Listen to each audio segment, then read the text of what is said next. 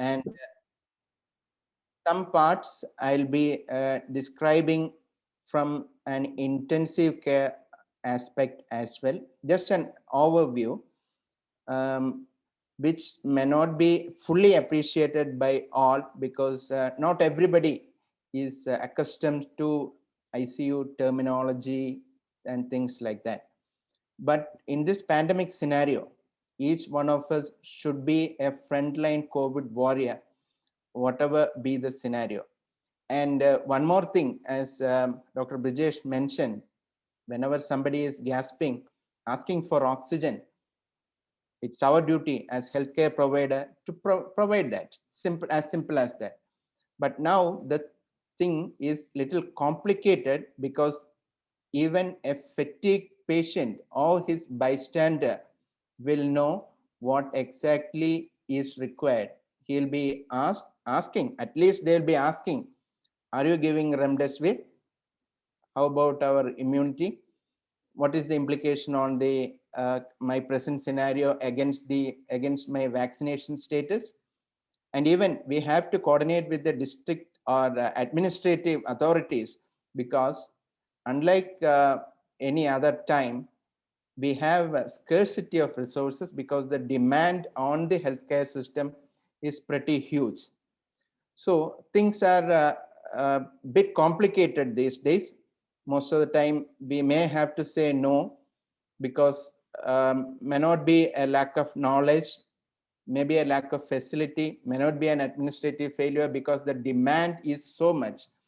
But the message I would like to put forth is, as COVID warriors, that is healthcare providers, it's our duty to make sure that we don't waste even a milliliter of oxygen, because each ml can be life-saving for a patient.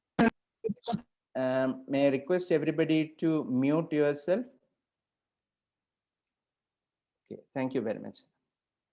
So in this talk, I'll be describing on the basics of oxygen therapy in the initial part, on the basis of which I'll introduce you to a bit more detailed description of some of the devices we are using in our COVID ICUs or COVID care centers. And regarding ventilation for COVID is a broad topic. To that I will not be going, but let's be clear about when the basics first. Okay, so when do you need an oxygen therapy? We all know what is hypoxemia. Hypoxemia is lack of oxygen, because 21% oxygen, what is there in the atmosphere, is supposed to be the birthright of each and every one of the human beings. But due to some pathological conditions or some extra demands, our body may not be happy with whatever oxygen we are providing through our regular breathing. So it can result in a deficit of oxygen, either in the content or the percentage, or it's not meeting the demand. So such conditions are broadly called hypoxemic conditions. So as a healthcare provider, it's our duty to correct hypoxemia. It's not only about getting the lab values correct, we have to see that the patient is comfortable after your intervention. So we need to decrease the symptoms of lack of oxygen.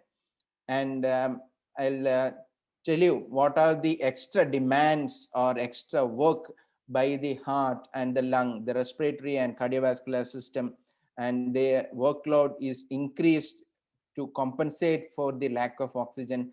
So our idea to supplement oxygen in different ways should be aiming at minimizing the cardiopulmonary workload. So when there is a lack of oxygen, the respiratory system tries to compensate by increasing sometimes the tidal volume or depth of breath, or in other words, the ventilatory demand increases and the work of breathing increases. Suppose in a condition like anemia, where the oxygen carrying capacity is reduced, heart tries to compensate by increasing the cardiac output. If it is a long-standing one, our red cell mass, which carries the hemoglobin, the oxygen carrier, increases. We can see in COPD and smoking patients with polycythemia.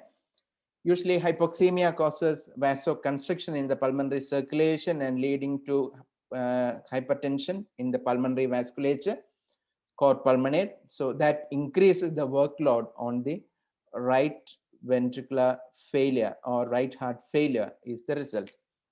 Now, how do we assess that our patient needs oxygen? If you are working in a good setup, you are given the luxury of getting blood gas analysis done. You can easily define it as a PaO2 less than 55 to 60 millimeters of mercury, which may not be the case. Even if you have the facility, it may not be easily available, and there may be cost factor and other hurdles coming in your way. So you easily go to oxygen saturation. A message like we never target a saturation of 100%, something around 97 to 98 or 94 to 98, we should be happy, because if you follow up SpO2 of patients, like sometimes due to obesity, sleep apnea and all, they easily tolerate lesser saturations. But generally, if the patient is in distress and you find a saturation less than 90%, you can say that you need to give something to enhance the oxygen delivery.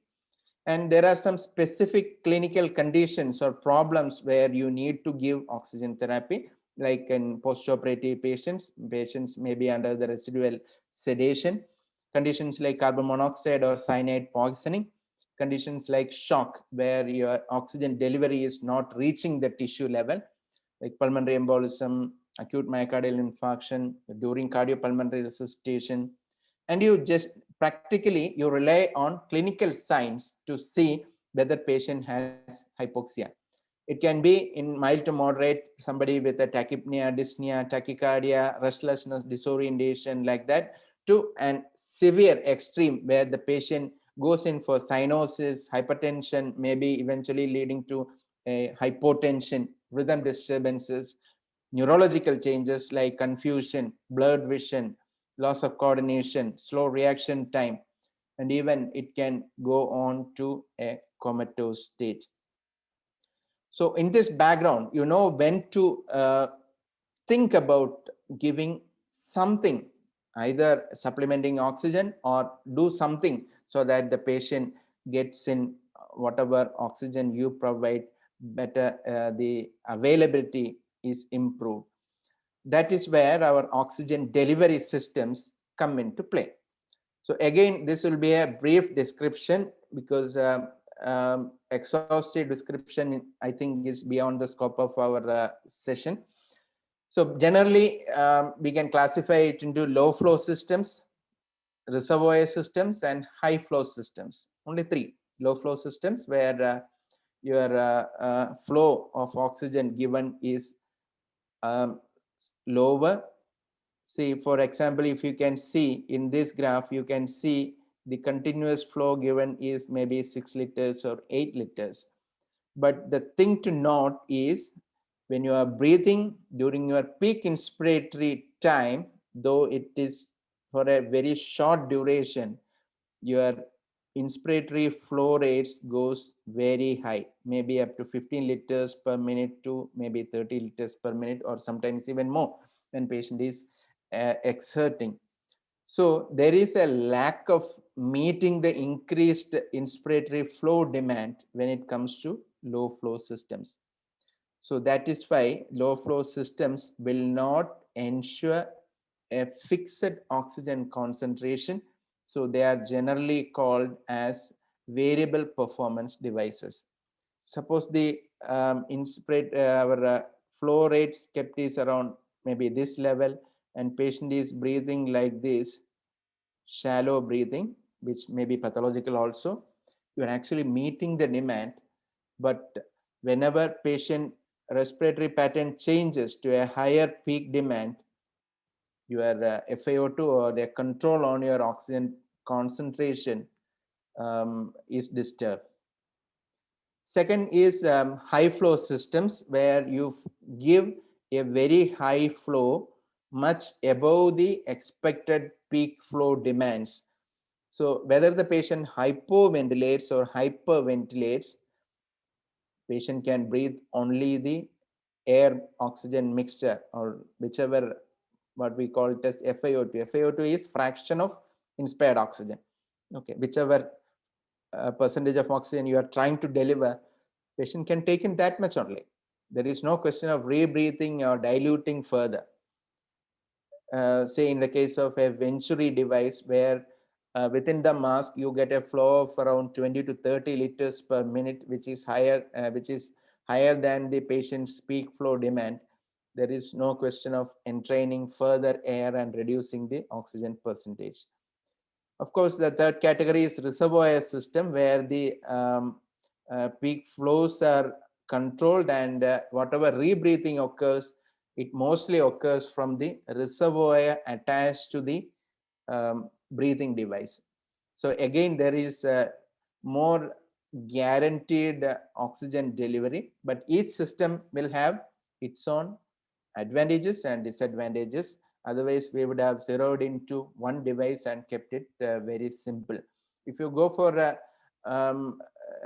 simple low flow systems every time, your oxygen therapy may not work, because sometimes your degree of intervention required may be very, very high, especially like in a COVID scenario, where the patient, say, the normal ventilation may be 5 to 8 liters, but these patients will be happily getting hyperventilated. They may be taking 12 or 20 liters per minute, where your 5 or 10 liters per minute flow is nowhere meeting the demand. Coming to low flow systems, the nasal prongs are the simplest low flow system, where you can see there are two prongs going into the nostril. So whatever oxygen is getting delivered through from the flow meter goes through the nostril in this manner, through both nostrils. And actually the nasopharynx will serve as the physiological reservoir from where patient can take in the air mixture or air oxygen mixture. So with each liter per minute of flow, you can increase the fraction of inspired oxygen by approximately 4%. Okay. So for example, patient using nasal cannula at 4 liter per minute, an estimated FiO2 of approximately 37, that is 21 is the atmospheric oxygen, plus 4 into 4, 16, so 37. Then it's simple thing now. Then why don't you increase the flow rate to 10 liters per minute, so that 10 into 40, you can get FiO2, guaranteed FiO2 of around 60%. Is it possible? Unfortunately, no, because any flow more than 4 to 5 liters per minute, the patient will not be comfortable, because this flow is hitting onto the nasal mucosal drying and crusting occurs. So it may not be tolerated for a long time. So we need to switch over to some other methods. If you are maybe 30-35% FiO2 is not doing the trick. The advantage of this is, whenever patient speaks or takes food, you need not interrupt this oxygen delivery system. Another advantage I would say is, when somebody reports to emergency room, you can start on a nasal prongs. You can start, maybe if the saturation is low, try if he is happy with maybe 0.5 liter per minute or 1 liter per minute. If saturation improves to 92, 94, you be happy with it. So after your maybe 20 minutes or 15 minutes observation period, if saturation still dips, you can increase, and you can find that your oxygen requirement is slowly catching up. Okay, this will be far better than straight away putting a face mask and supplementing an oxygen percentage of around 35 to 40% straight away. There you will be missing the disease progression or oxygen demand going up. Probably patient may be going in for pulmonary edema, gradually lungs are getting wet, his oxygen demand is going up, you may not notice. So this is one way, and some of the emergency physicians prefer to gauge the oxygen requirement. Okay. The second method is nasal cannula, where the tubing goes all the way down to the nasopharynx, especially used in nasal catheter is used in pediatric population. This again utilizes this nasopharynx as the reservoir. Again, you cannot have very high flows. So troubleshooting, I'm not going into that. So if this is not working, you need to have a higher percentage, then you go to the next option, that is simple face mask. Don't worry, I'll come to the COVID scenario in a few minutes time. Again, this simple face mask will get oxygen from the flow meter. It will go, it is actually fitting between the nose and the chin. It goes into the nose and patient inhales from the face mask, and this will add on to the reservoir. And when patient exhales, and exhale gas passes through the side holes like this. Okay. So what we generally see is, first we may start with 5 liter or 6 liter per minute if patient is happy, and patient maintains around 98 to 100%. Many doctors would like to reduce the oxygen flow and maybe keep it at 2 liter, 3 liter. What's happening at that time? Suppose a patient is breathing normally, say if I am breathing normally, I would say my exhalation will be around 5 liters per minute. Okay, I take in 5 liters in a minute, I exhale 5 liters per minute. This exhale 5 liters per minute is getting collected in this reservoir, right? And excess one definitely will leak through the exhalation port. But your oxygen input is 2 liter only, and here actually in a minute 5 liters of exhale gas collects. You are sure that you will be making the patient rebreathe the exhaled carbon dioxide rich gas back during his subsequent breaths. So what most of the textbooks prescribe is keep the inlet oxygen flow at least 1 minute ventilation. Okay, maybe 5 to 6 liters depending on the patient's stature. Beyond that, you cannot come down if patient is maintaining. The next option is change the device, go to nasal prongs and try titrating to 4 liter per minute, 3 liter, 2 liter, 1 liter, half liter, and then patient is off oxygen.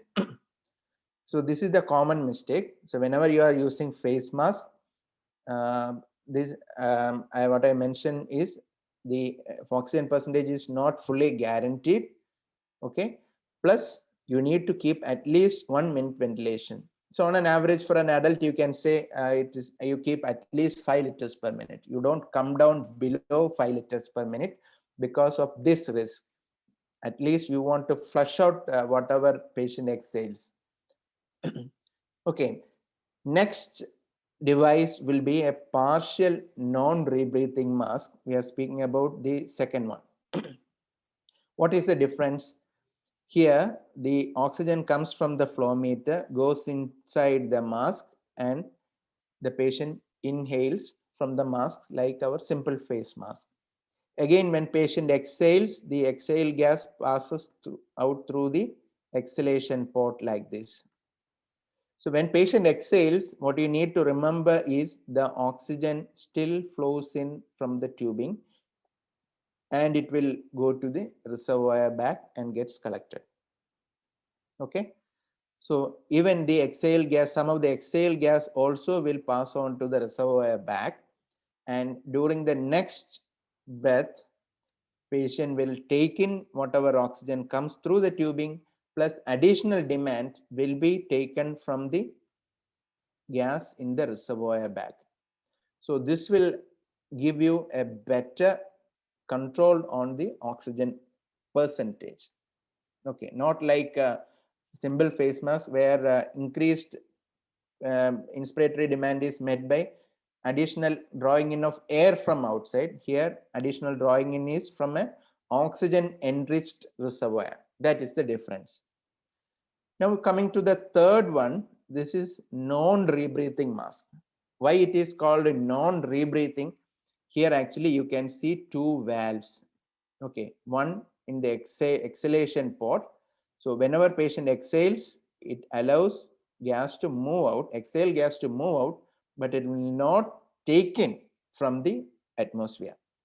Again to the reservoir, it takes in from the reservoir, but entry into the reservoir by the exhaled gas is not allowed. So what goes inside the reservoir bag is exclusively oxygen, what we are supplying from the flow meter.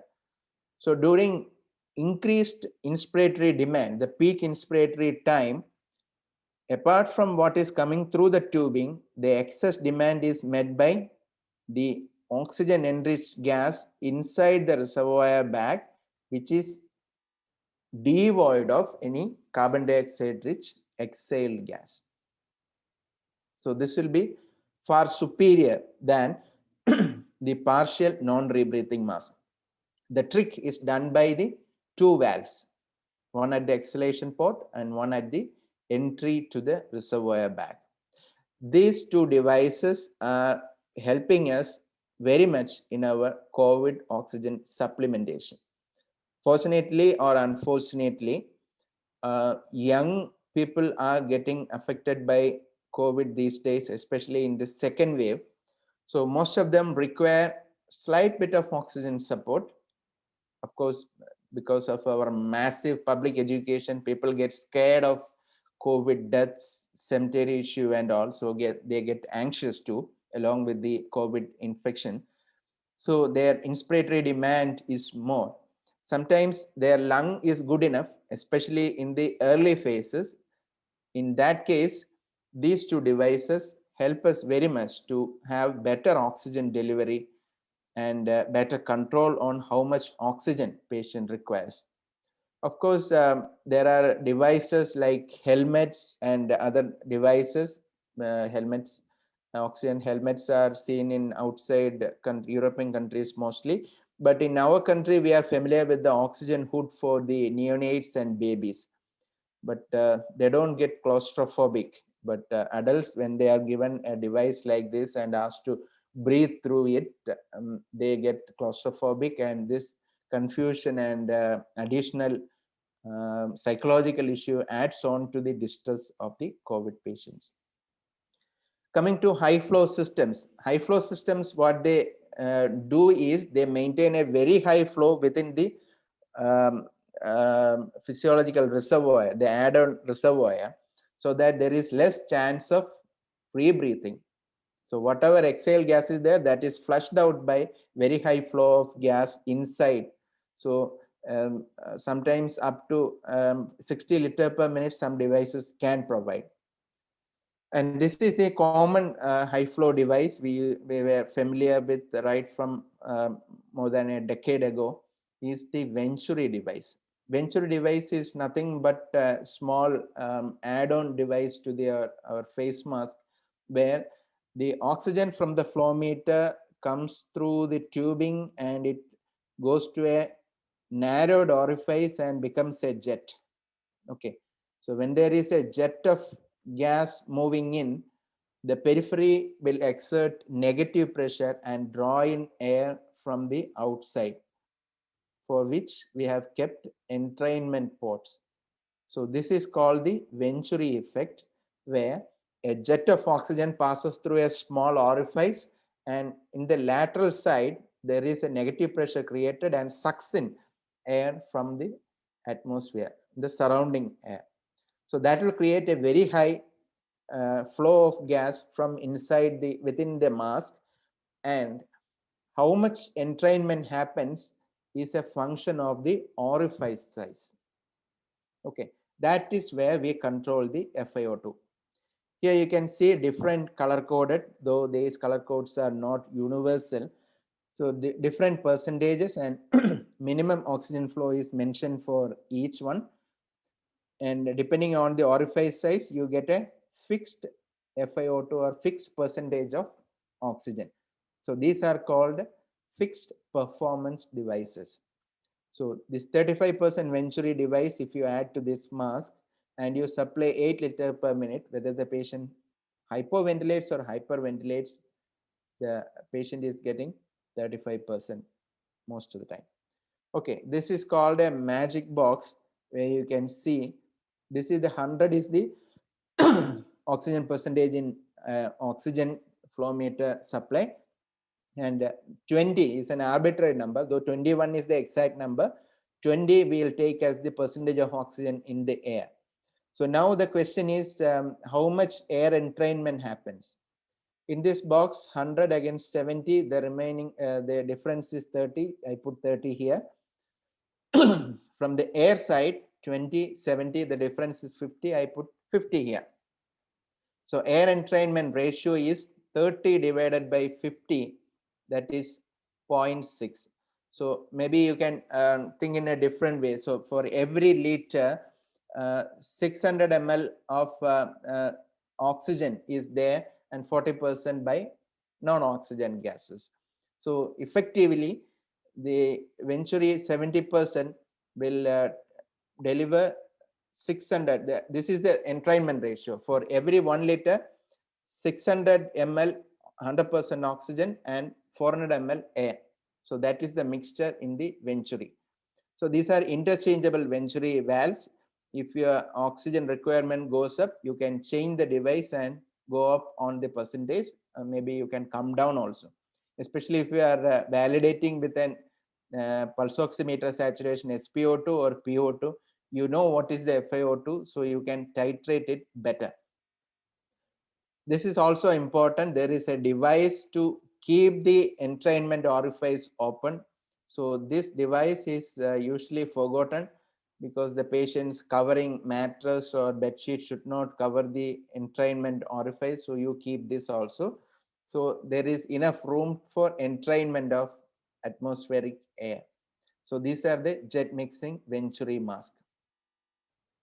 And what happens if the high flow is supplied to the in front of the face or as input to a respiratory system? Because inherently we have a humidifying, heat and humidifying exchange system physiologically that usually happens in the nasopharynx. So if too much of dry gas goes in, there will be drying of secretions, your protective mucociliary function is compromised, airway epithelium gets desiccated, mucus flow reduces, mucus plugging occurs, airway obstruction occurs. Eventually, the dry gas passing all the way to the alveolus will lead to atelectasis. Eventually, it is going to be counterproductive. So that is when we have a new sophisticated device called high flow nasal cannula, generally spoken among the medical fraternity as HFNC, okay, or high flow nasal oxygen therapy, HFNOT, okay. So what exactly does it? Is it a very hi-fi equipment? Is there too much of rocket science in it? No, these are simple devices.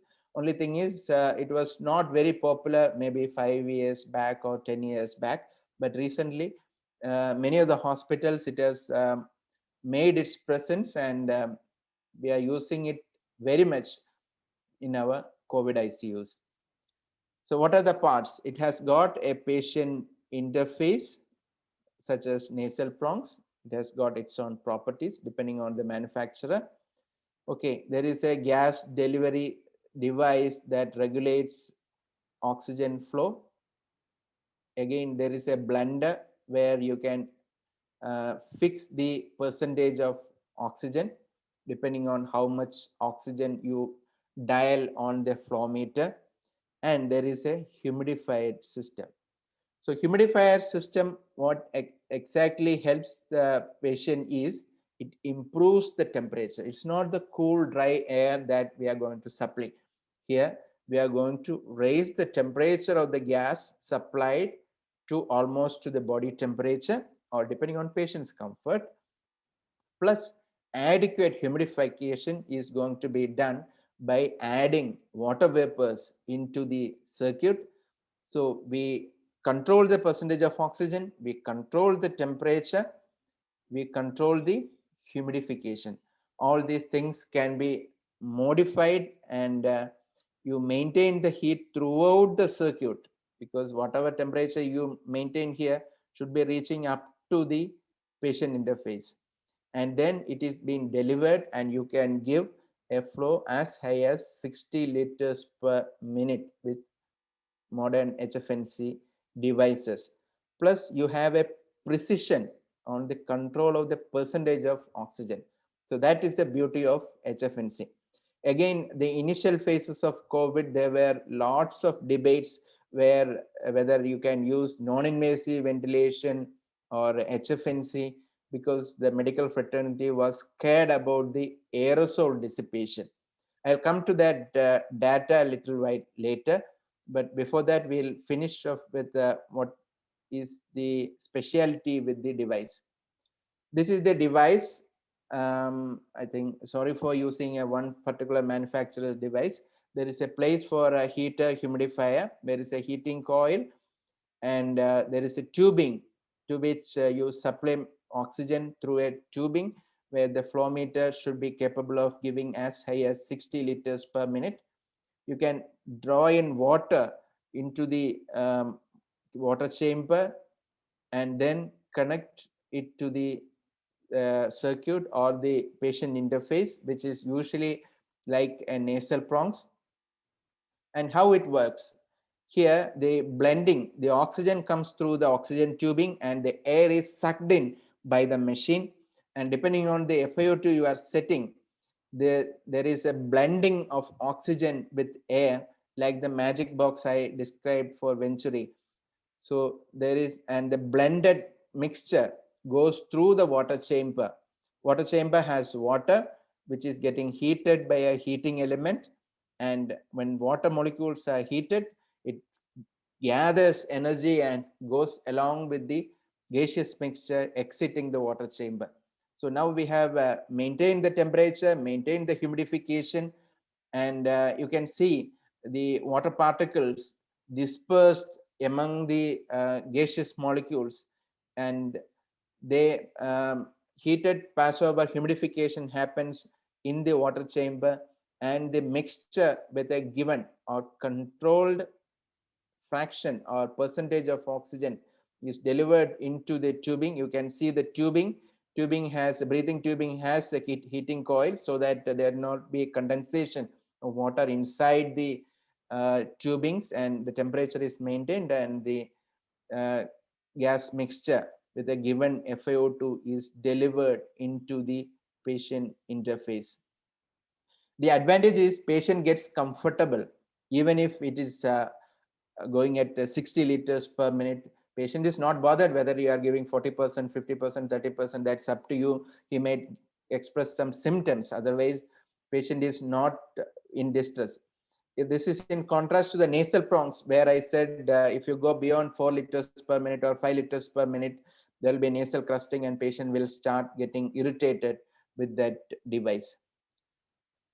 Now, for those who are not familiar with the device, how to use the device. This is a simple device usually mounted on a stand, and this requires electricity. You have to connect it to the electrical outlet and switch on the device, press on the power button, and press and release the mode button to see what is the settings. You can see the 30 liter per minute, 34 degrees, and 21% oxygen right now. So now there is a padlock symbol. You can see there is a lock symbol. You have to unlock by pressing both the up and down keys for 3 seconds. And now it is unlocked. Now the temperature you can raise from 31 to 37. It depends on the patient's choice. There is no hard and fast rule. You can give at a 34 or 35, and then if patient complains about it, you can change. Liters per minute, again you can unlock by pressing both the keys together, and then using the up key you can increase the liters per minute, and then reduce by pressing the down key. You can supply oxygen, and depending on the oxygen and supply you are keeping on the flow meter and the total flow. It's simple mathematics. If you keep 30 liters per minute and provide 30 liters per minute on the flow meter, you will get very close to 100%. And once that is through, you can start giving, attaching the patient interface, and then connect the patient interface to the breathing circuit, and then switch on the device. So it's simple. And if depending on the patient comfort, you can change the temperature. Depending on the monitored oxygenation indices, you can change the FiO2 and or flow rate depending on the requirement. So inhalation of air through the mouth, it reduces our maximum achievable humidity is 70%, which is achieved. And in this device, we can achieve humidification up to 80 to 90%. Okay, then the physiological basis, I'm not going to the details, but a few things you need to understand that once we provide the heated, humidified gas at very high flows through HFNC, this actually emulates the natural balance of heat and humidity like it happens in the healthy human lungs, especially when you are exerting. So it will be like a physiological supplementation or simulates a physiology. It enables comfortable delivery of high flows. Previous nasal prongs, regular ones, we are unable to go to 5 liter, 6 liter, or even 10 liter. It improves the mucociliary clearance because it's humidified, and it keeps slow and deep breathing, because whatever be the patient's breathing pattern, it will not affect the oxygen percentage. It actually increases the alveolar ventilation because the dead space is actually reduced by using HFNC. And there will be some algorithms when to use HFNC. Basically, it's to reduce the work of breathing. Okay, it reduces the ventilation requirement. It reduces the inspiratory effort or work of breathing. It reduces the diaphragmatic load or injury during the hyperventilation phase, especially in COVID patients. It increases the comfort and tolerance. It reduces the ventilator-induced lung injury, which I'll come to a little later. It improves oxygenation because it gives a guaranteed percentage of oxygen. Okay, and now it's not a universal thing. Like you can't say that I have got an HFNC device and it should work. No, there are some patients which will improve with a support of HFNC. Basically, these are maybe the early phases of COVID where the lung compliance is good. Maybe they are hyperventilating to enormous levels, so their work of breathing is more. Their lung gas exchange is reasonably good. Not much of fibrosis, lung is not stiff. Such patients, your HFNC is going to work and help the patient. So once you retard the immunological hyperreaction, you are likely to get the patient back to his recovery course. So that is the advantage of HFNC. Patient will become comfortable. Patient gets adequate oxygen when the respiratory membrane gaseous exchange is apparently okay.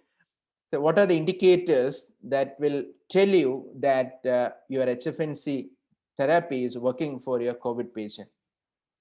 Maybe in 10 minutes, you will see a heart rate dipping. Your respiratory rate, the patient's respiratory rate should settle in 5 to 15 minutes. The oxygenation indices like SpO2 or PaO2 should be improving in as early as 15 minutes. The dyspnea comes down in 10 minutes. Maybe you can wait up to 30 minutes. The increased effort of breathing, supraclavicular retraction comes down in the first 30 minutes. Thoracoabdominal asynchrony, I think if you have watched how breathless our COVID patients are, and you can see a dramatic change when they are provided the needed respiratory support. So the thoracoabdominal asynchrony comes down in 30 minutes. So these are the indicators which will tell you that at this point of time, at this phase of pathology, yes, HFNC is working. Okay, that is the key message at that particular stage. It is helping, and we hope that the support we are giving along with the other pharmacological measures will bring the disease course back to a recovery track. And this is something that most of the COVID treating units will discussed, that is ROX index. It is nothing but a ratio between SpO2 by FiO2 divided by respiratory rate. No need to by heart these values, but because these are available on the internet anytime. So what is recommended is after 2 hours of HFNC use, try to calculate the ROX score. If it is less than 2.85, your predictive value of failure of HFNC is around 98%. 6 hours less than 3.47 is the key number. 12 hours less than 3.85, and more than 12, the positive predictive value is not that high, but if it is less than 4.88, you are a little worried. Then of course you will have to upgrade to next level. Some practical recommendations for those who are not familiar with the device: the prong should not totally occlude the nostrils, which will make the whole therapy uncomfortable to the patient. Start at low flow rates like 30 or 40 liters per minute, and try to catch up with the patient's increasing demand. Initially set a temperature of 37 degree, because 37 is usually the body temperature, but sometimes patients do tolerate as low as 34 or 35 also. Increase FiO2 till satisfactory SpO2 is achieved. You don't target 100% again, you target somewhere around 92 to 94, that should be perfectly fine. Increase the delivered flow until a reduction in respiratory rate and a stable SiO2 is achieved. Of course, there is no replacement for continuous monitoring of the vitals, the respiratory rate, and saturation, and patient's neurological status. Anytime you find the patient is deteriorating neurologically, you have to switch over to the next modality at the earliest. Again, for weaning, positive response, you can start reducing the FiO2 initially by 5 to 10%, reassess every 1 to 2 hours. You can reduce the flow rate by 5 liters per minute at a time and reassess every hour. Consider weaning from HFNO with flow rates 25 liters per minute and FiO2 less than 0.4 or 40% oxygen. If patient is comfortable, you can reduce it. This is especially important in this scenario of oxygen scarcity, because many of the COVID units, actually HFNC has taken a slight backseat because of very high oxygen consumption. Because if you are setting an FiO2 of around 90 to 100% and you keep a flow rate of 60 liters per minute, you will be using as much as 60 liters every minute, which may not be available in that particular location or institution. Of course, if there is no improvement after 1 to 2 hours, treatment escalation must be considered.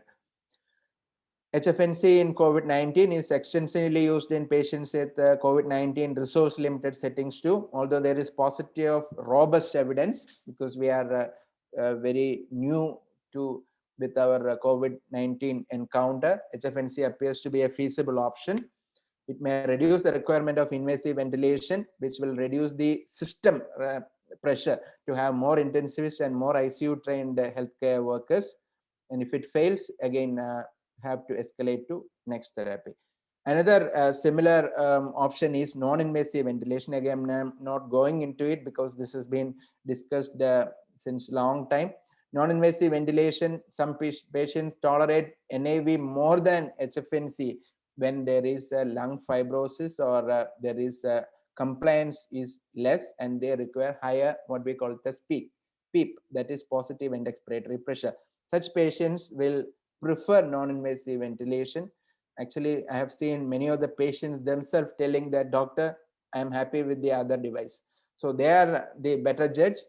Suppose you get a CT picture like this, where the ground glassing has appeared this much, and the patient is otherwise hemodynamically stable, you need to give a trial of non-invasive ventilation. I'm not going to the details. There are two settings basically, expiratory positive pressure and inspiratory positive pressure. So in between, the difference is the pressure support or the driving pressure.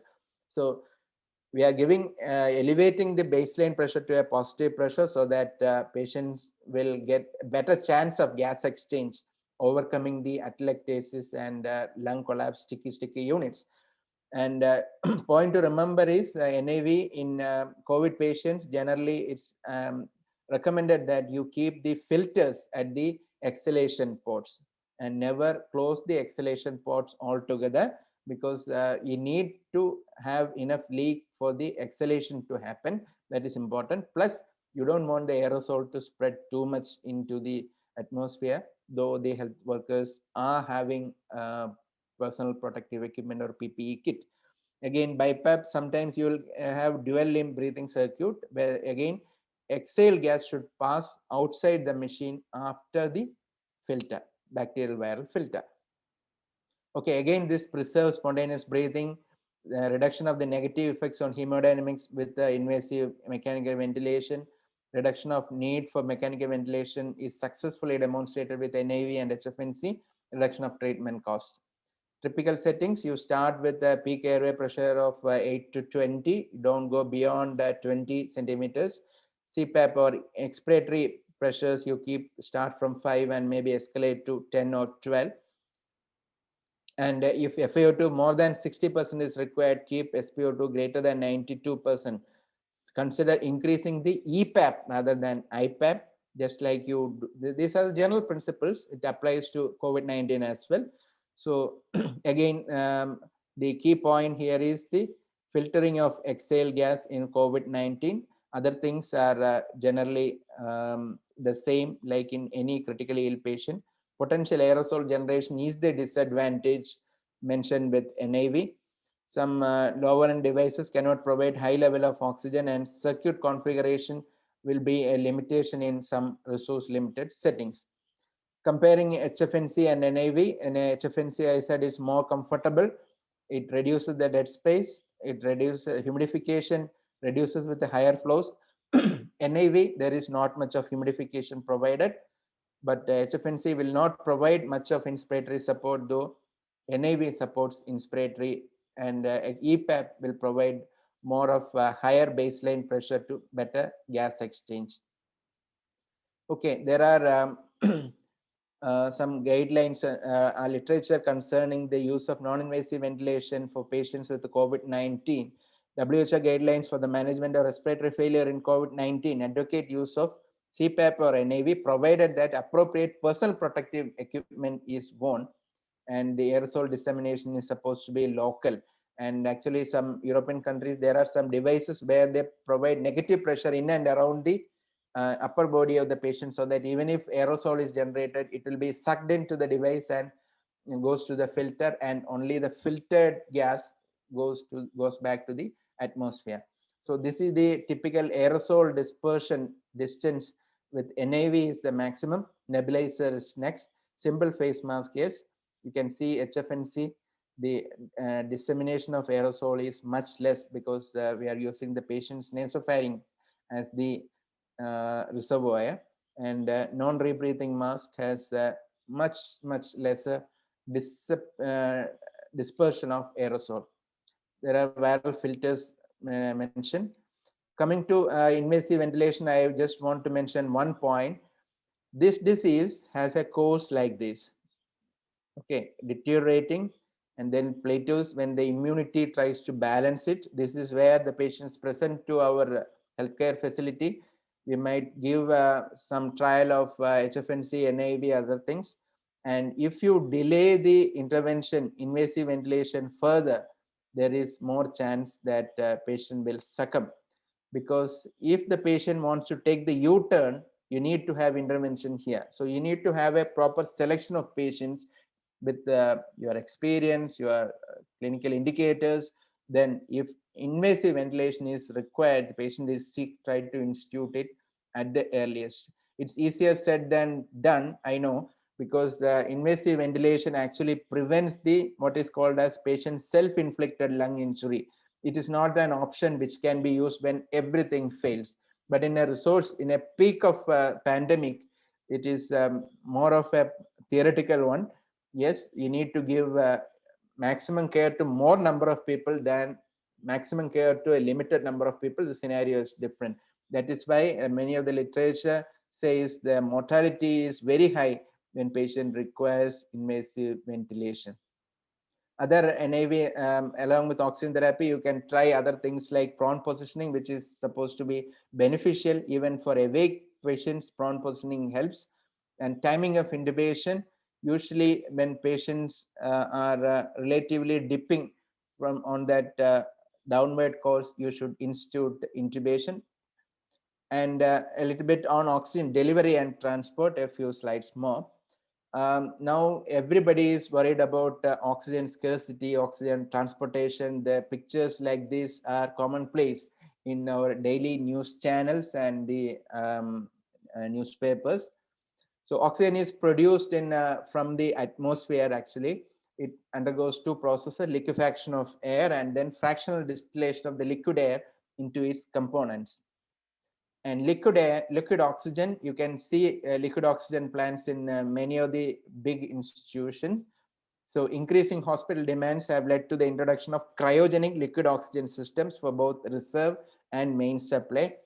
The important thing to note is 1 volume of liquid oxygen yields 842 times of its volume of oxygen in gaseous form at 15 degrees temperature and 1 atmospheric pressure.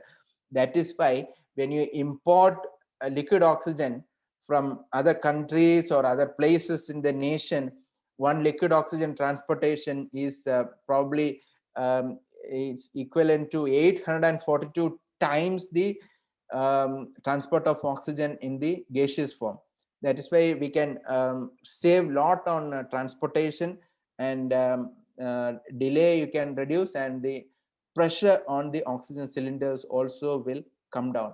You have seen oxygen, liquid oxygen getting transported through the ground, through airways, and through ship. When it comes to smaller facilities, you can see that oxygen cylinders are used. So nowadays we are worried about oxygen cylinder availability, and I think some parts of our country people are fighting each other to catch hold of a cylinder. So mostly in our facilities, in the operating theaters, we are using D cylinder or E cylinder. You can see the capacity is only 340 liters in a full D cylinder. E size cylinder is 680, but in bigger cylinders, it can be as high as 6,800 liters total oxygen that can be provided from a J or H cylinder. So another thing is newspapers will give you different values like cubic feet measurement of oxygen. 22 cubic feet is the oxygen contained in E cylinder when full. That is full is 2200 psig, pounds per square inch pressure. So one conversion factor is 1 cubic foot of oxygen equals 28.3 liters. Again, you need not mug up these things. You can simply search on the net. Most of the smaller institutions, you can have cylinder banks, one main bank and a reservoir bank. Somebody will be serially monitoring the availability. When one bank gets exhausted, the system switches to the reserve bank, and these cylinders are to be replaced. These cylinders will come from the oxygen plant. Nowadays, it is coming from a plant where liquid oxygen gets converted and filled onto the cylinders. And if your hospital doesn't have pipeline systems like this, or pipeline system fails, then you will have to institute cylinders for each patient. So we have to have a watch on each of the bedside or each of the small ward or facility to see how much is the oxygen remaining in each, and how much oxygen is available. This is the question when you are transporting a patient through ambulance to a different facility or from home to hospital. You should know how much of oxygen is available. That means how many minutes we can sustain with whatever oxygen is there in a particular cylinder. Again, there are some online applications or app calculator apps. This is the formula. You need to know how much is the cylinder pressure in psig. There will be some different units, and you need to have conversion. Again, you can get the units converted easily in this modern era, and you know what is the flow of oxygen required for that particular patient, current cylinder pressure, and what flow patient is on, and into a conversion factor. Again, conversion factor is a fixed value for each size of cylinder. Say for H size cylinder, which is 130 centimeter long, the conversion factor is 3.14. 3.14 is a magic number but this is the division of 6,960. That is the maximum volume divided by maximum pressure 2216. Okay, so this is the conversion factor. Remember, we are dealing in a unit of pounds per square inch. So if you know the pressure, I'll give you an example. If an E cylinder shows a pressure of 1000 psig, E cylinder, okay, pressure of 1000 psig, you know the conversion factor is 0.28. Patient is getting 10 liters per minute oxygen. How long will the oxygen supply last? Duration is 1000 into the conversion factor 0.28 divided by 10 liter per minute. And solving, you get 28 minutes. One more thing you need to keep in mind is, if you have 28 minutes of oxygen, if your expected drive-in time is 25 minutes, don't dare to attempt the transportation, because during transportation, if there is a traffic problem, if there is a delay in evacuating the patient from the ambulance, your calculation will go wrong. Plus, if the patient deteriorates on the way during this the so-called 28 minutes golden time, you will have to go up on the flow rates.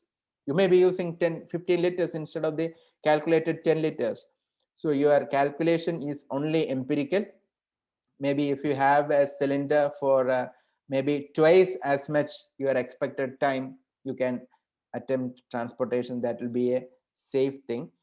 But these are the practical things before nowadays patient transfer of COVID patients is inevitable because of the resource limitations. Sometimes your facility may not have enough ICU beds, so you may have to transfer. But you'll have this empirical calculation in mind. Remember, this is for E cylinder. H cylinder also there is a conversion factor. So depending on your cylinder availability time, you can plan it. So we are having this discussion on a scenario where we are fighting with the second wave of the pandemic. We are unfortunately witnessing visuals like this in our visual media, and not only in the visual media, in our day-to-day life, in our practice, because we are connected with the healthcare system. Our system is overloaded. Thank God, in our place, the system is slightly easing up. We are not fully relaxed till now. Our hospital will be under stress for a few more days, and the whole society will be hailing us as the COVID warriors. Not only the medical professionals, our administrators, the policemen, the cleaning workers, everybody constitute this team of Corona warriors. And I believe this seminar is also a part of our fight against this pandemic. Let's hope the pandemic ends as soon as possible, and we pray to God that there won't be any third, fourth, or subsequent waves at all, not only in our places, but throughout the globe. That is the ultimate aim of all the healthcare workers. Thank you very much for patient listening. I hope I have made my points clear. For any clarification, to the best of my ability, I'll try. Okay, thank you very much. Hello. Thank you, Dr. Sanish. That was an excellent talk, and putting so many complex things as simple as possible. Dr. Brajesh, please switch on your video. Yes. Yes, clear. Yes. So I happen to see a lot of questions coming on the chat box. So a few questions I will try to ask you. Okay. So one is regarding the availability of venti masks. So even from the pre-COVID times, this venti mask is not that popular or common. But when you see it, it can be very simple and must cost effective.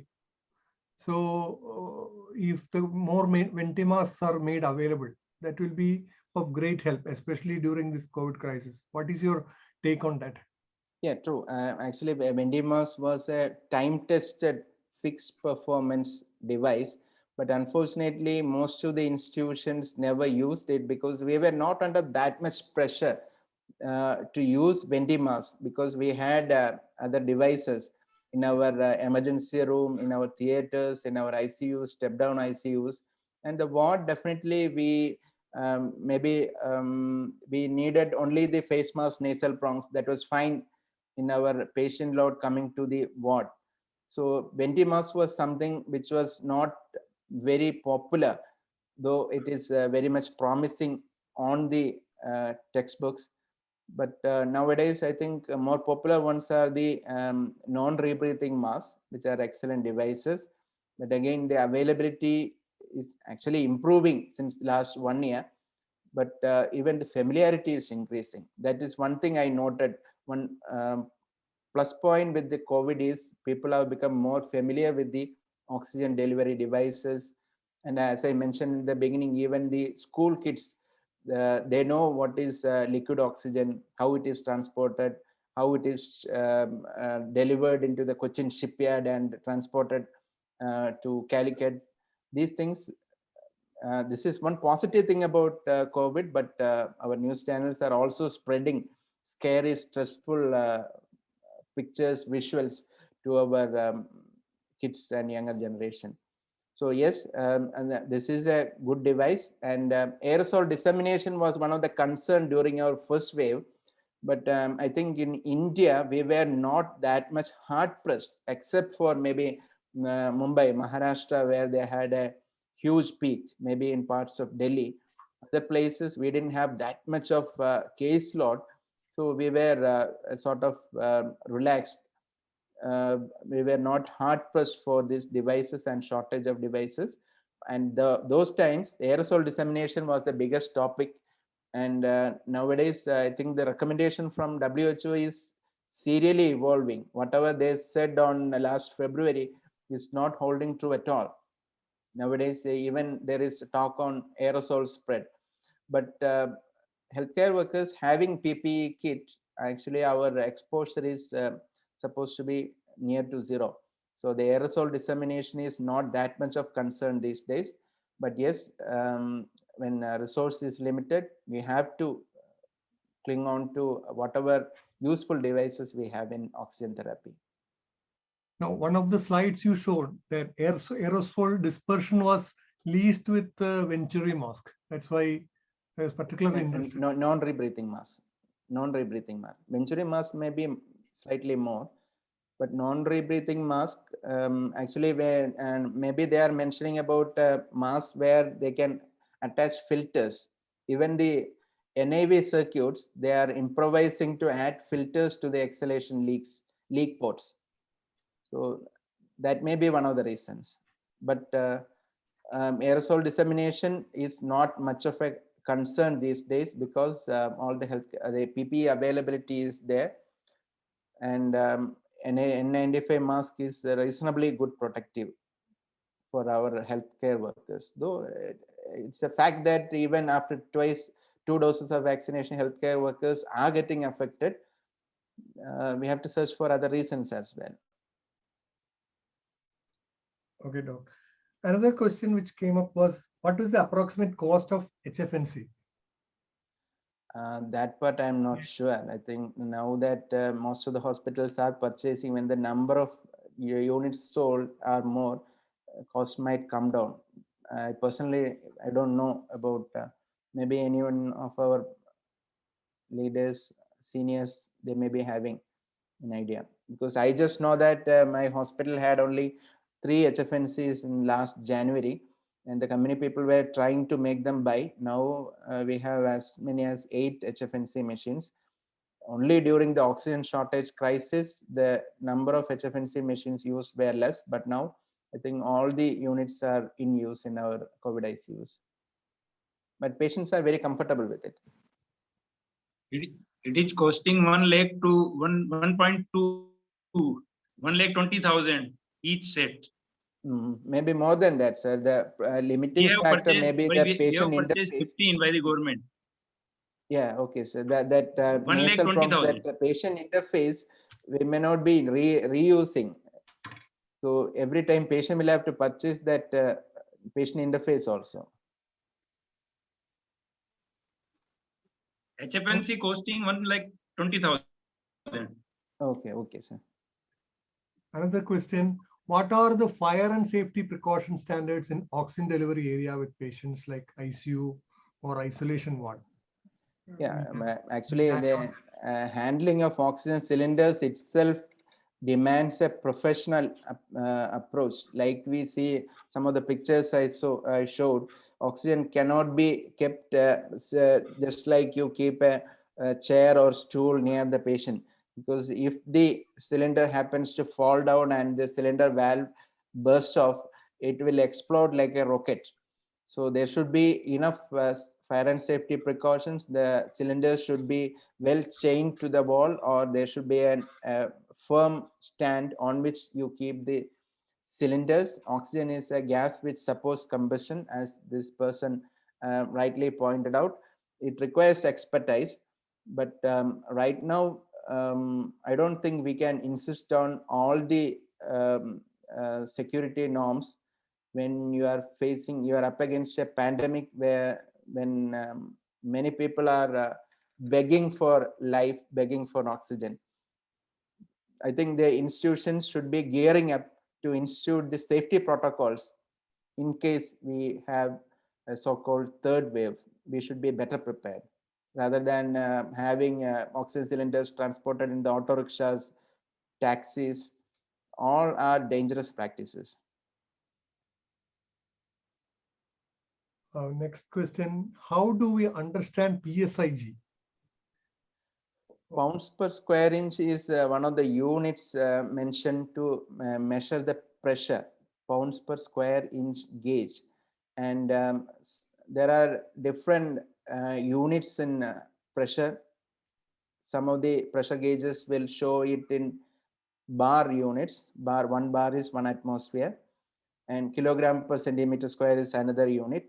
There are different units, but the conversion formula I showed was specific to PSIG, but it's very easy to convert from kilogram per centimeter square to PSIG, or even this bar or atmosphere pressure to PSIG.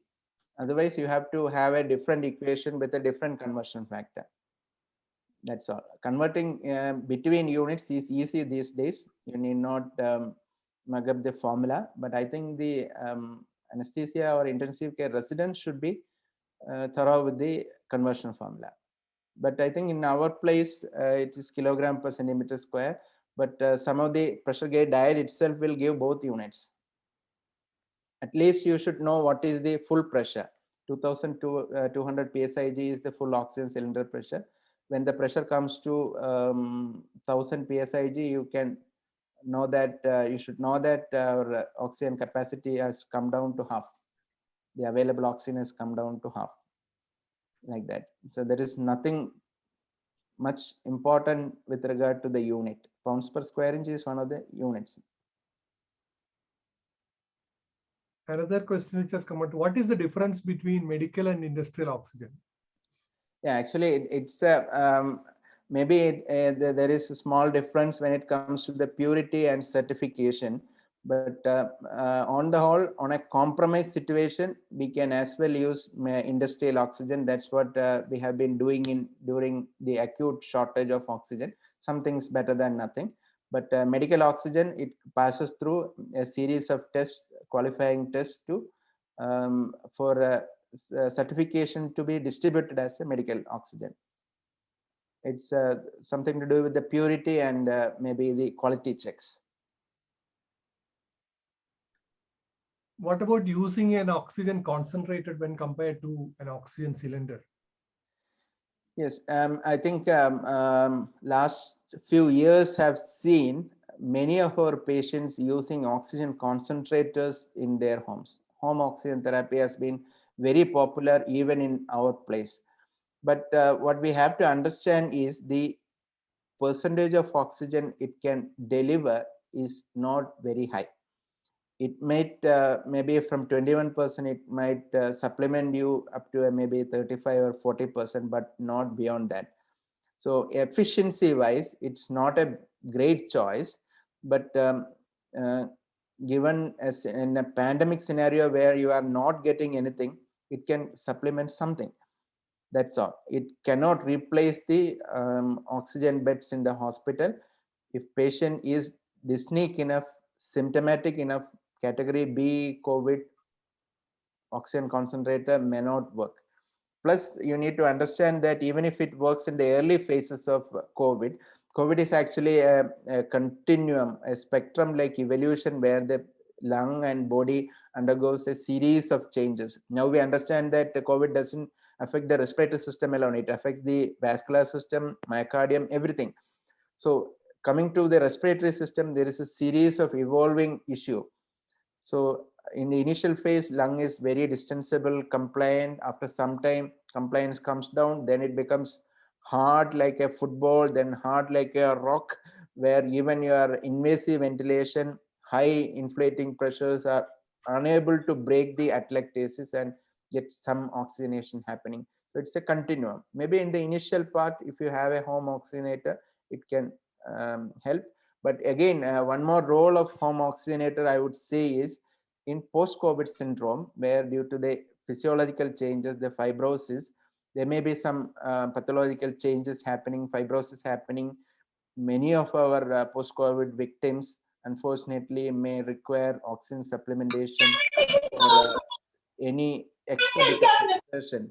So such patients may be benefited by home oxygen therapy, just like we used to treat the interstitial lung disease patients with home oxygen therapy. Post-COVID scenario, yes, they will require for many weeks, months, or longer than that. Those patients will require home oxygen concentrator, but it cannot be an immediate replacement for our regular oxygen therapy system.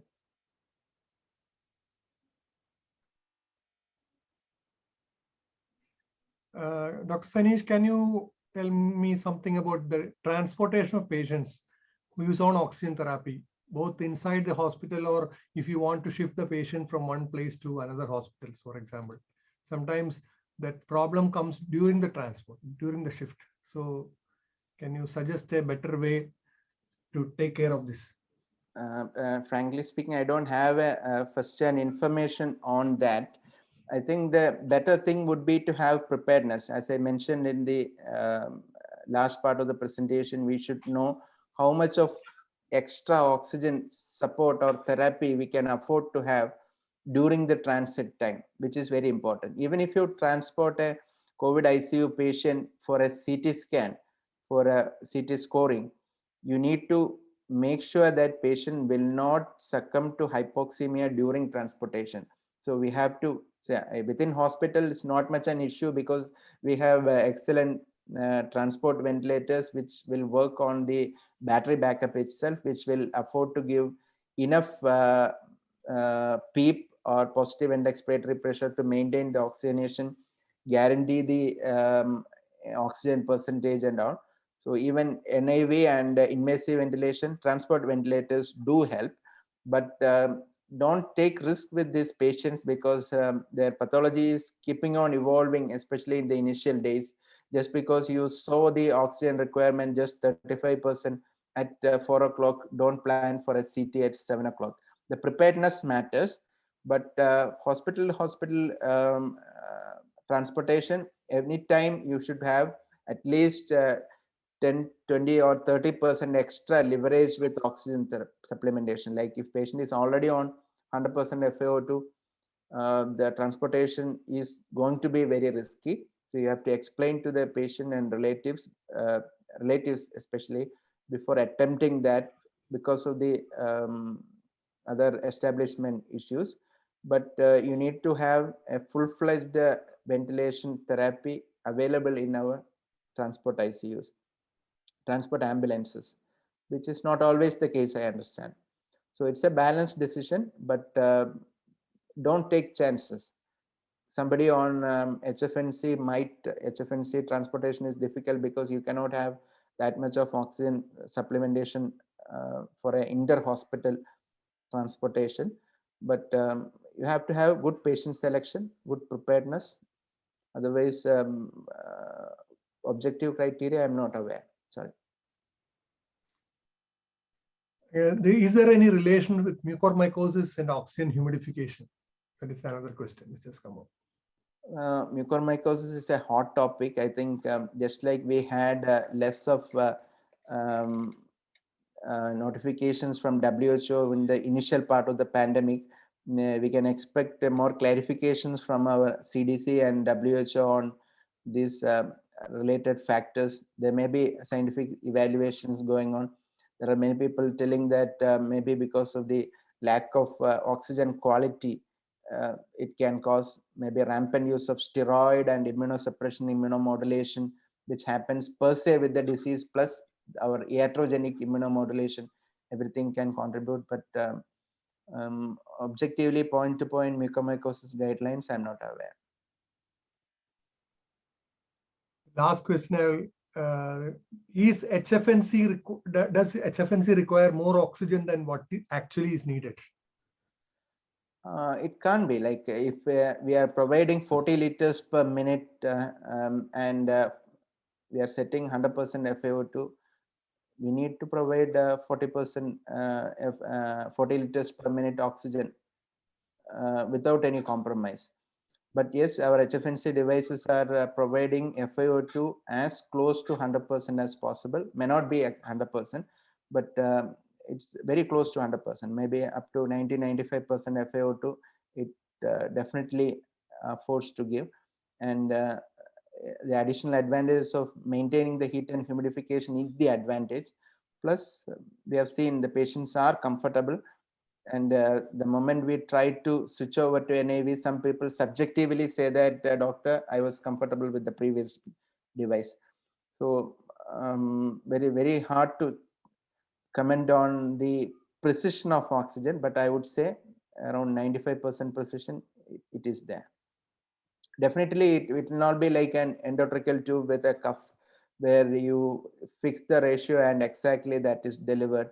That may not be there, but this is the best of the bet, I would say.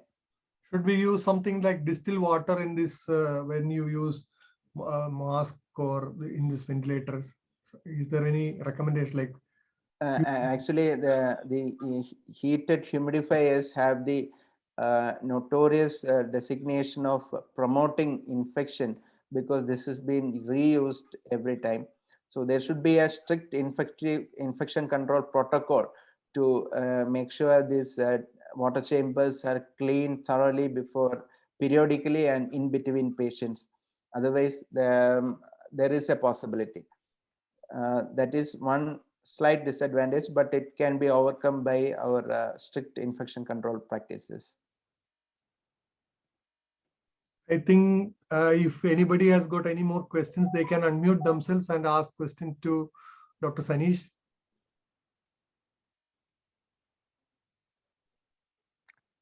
Dr. Sanish?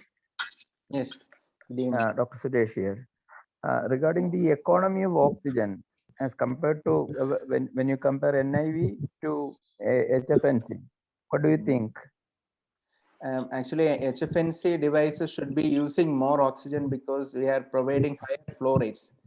NAV, the flow rates are that much high because NAV is generating the pressures using a compressor, but HFNC is not that much pressures in driving pressures are not generated.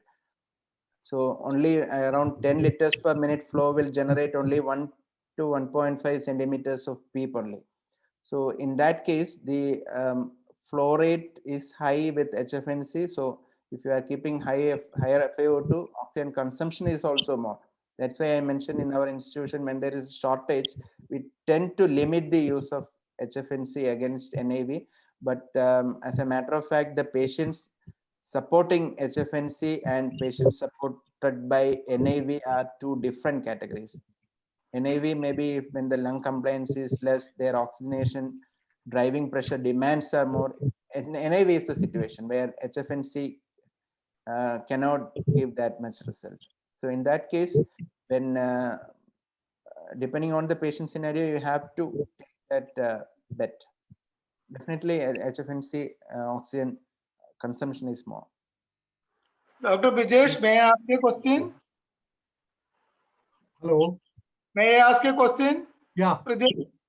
Dr. Sanish, excellent talk, but since there is a high incidence of mortality in ventilated patients, Mhm. can you just tell what are the causes of increased death in patients in ventilator?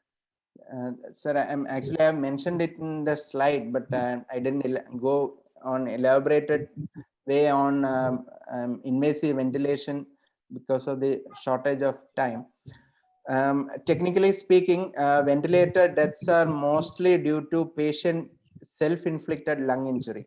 When the patient exerts more, the diaphragmatic injury is more, that itself will create inflammatory reactions, and that will reduce the patient's chances of survival.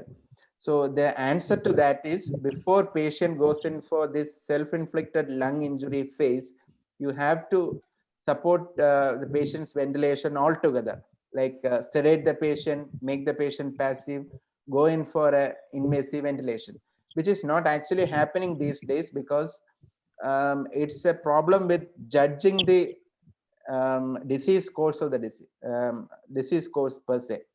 In the initial part, definitely yes, HFNC NIV is the solution. But when you have any indications like a patient is exerting too much, the support of workup breathing is not adequate enough because of various reasons, because it's not the fault of the non-invasive devices, but the disease is evolving in the background as well. Because disease is not only because of the disease, it's also because of the immunoregulatory reactions overcoming the body's physiology. So when before that happens, if the diaphragmatic injury has to be stopped, you need to start invasive ventilation, intubate and go on invasive ventilation, which is actually not happening because of the caseload and various other factors. So in one way of looking at it is, the patients getting intubated are getting intubated slightly late on the course. Basically, if you ask me, I don't know when to pinpoint this is the point, which comes maybe with future guidelines, recommendations and all. But some literature mentions that just because these patients got intubated late in the course, where they are already in a non-return path, the mortality is high. I think if you look at the first wave, they have mentioned that many of the standard ICUs have mentioned that the mortality from COVID after invasive ventilation is just similar to any other ARDS, similar to ARDS only, maybe around 60%, sometimes around 70%, 40 to 70%. But this time the numbers are little on the higher side, maybe because of this various factors, where we are initiating on invasive ventilation slightly later. But maybe our future studies will come out with the facts, or maybe future guidelines will come when exactly to pitch in with an intubation, because in a pandemic situation where the wave is high, the number of people demanding sick patients are high, not everybody gets into an equipped setup with appropriate intensivists and healthcare facility, and they are also hard pressed. So the numbers, the peak, or what we call it as the wave, is the trick behind the high mortality. If you take a statistics, maybe now the peak is coming down, the number, the hospital ICU pressures are coming down maybe in 1 or 2 weeks. After that, if you take statistics, things may be slightly different. This is what happened in European countries in the first wave also. When the system is under pressure, performance will be bad. It's not anybody's fault, but it's the system limitation.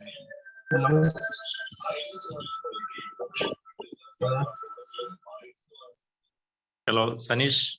Yes, good evening. Hi, Good evening. Sanish. Please go ahead. Yeah. Yes, sir, Hello, Murli, sir, Sanish. audible. Yeah, it's a nice presentation. Actually, I put the question in the chat, but they took it in another way. My question was for humidification in nasal bronchs and oxygen mask.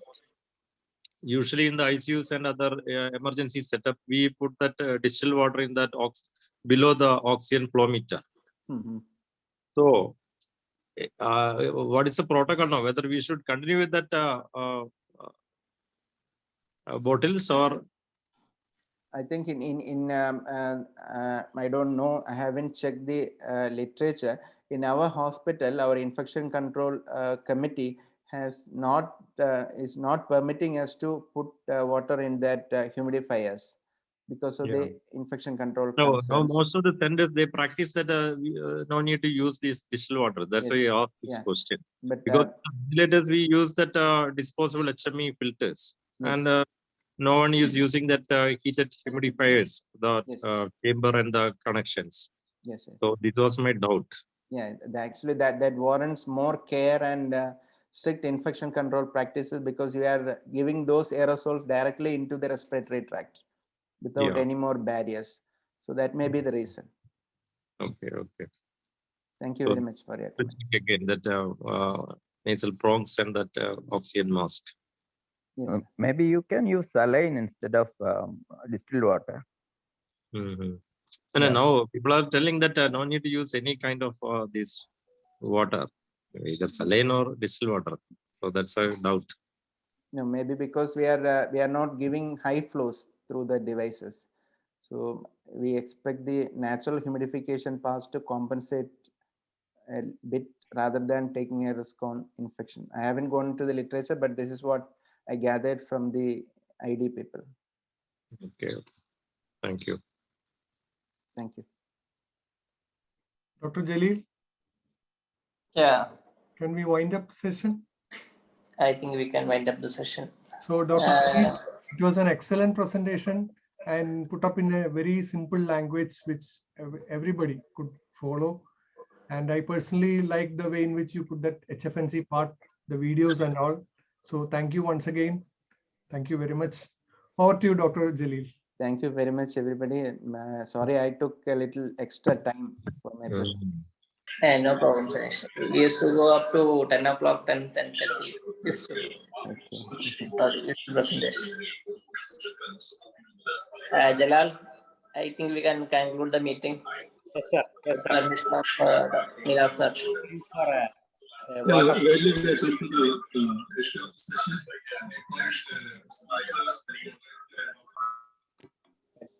I first of all I thank the speaker, Dr. Sanish, for the excellent presentation. And I also thank Dr. Bridget for nicely moderating the sessions. I also thank Dr. Jelly, the president of ISA Malappuram, and Jalal, please unmute and start. hello. Am I audible? Jalal Pardodu. I thank the speaker, Dr. Sanish, for the excellent presentation. He presented the topic very well, such a nice and informative talk.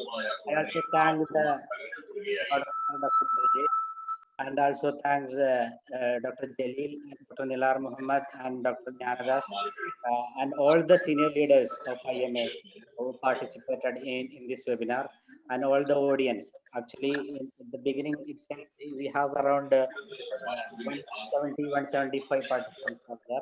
I thank one and all for the nicely coming for all the speakers and the participants. Thank you. Thank you all.